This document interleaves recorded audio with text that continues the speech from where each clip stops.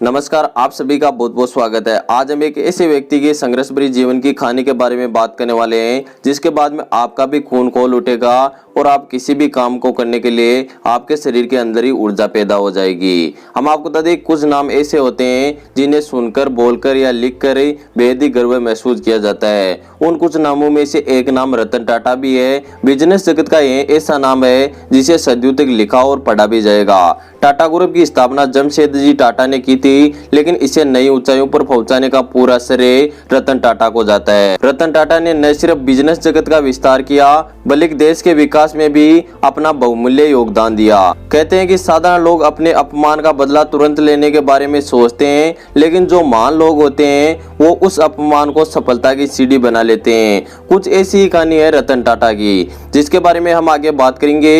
इससे पहले आप हमारे यूट्यूब चैनल को सब्सक्राइब करके पास वाली बेल आइकन को जरूर दबाइएगा ताकि आपको ऐसी महत्वपूर्ण खबरें समय समय पर मिलती रहे। रतन टाटा की पूरी जिंदगी संघर्ष भरी हुई है, जो हम जैसे बहुत से लोगों के लिए प्रेरणादायक है। बात है 1998 की, जब टाटा मोटर्स ने अपनी पहली कार इंडिका मार्केट में लॉन्च की थी। ये कार ग्राहकों को अपनी ओर आकर्षित करने में असफल रही। साथ ही टाटा मोटर्स को भारी नुकसान भी इस कार की वजह से झेलना पड़ा। इसका नतीजा यह निकला कि कंपनी को बेचने की नौबत आ गई। न चाहते हुए भी रतन टाटा कंपनी को बेचने के लिए अमेरिका कंपनी के मालिक बिल फोर्ड के पास गए।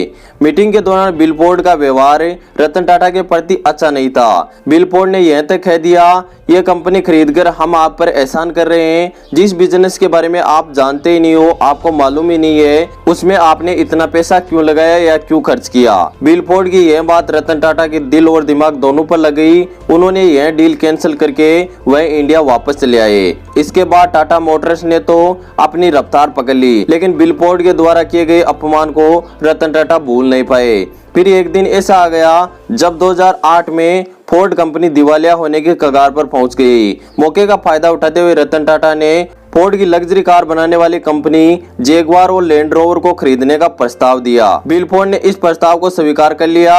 फिर उन्हीं शब्दों को दोहराया, लेकिन इस बार उनके जो सुर थे वो कुछ बदल गए थे।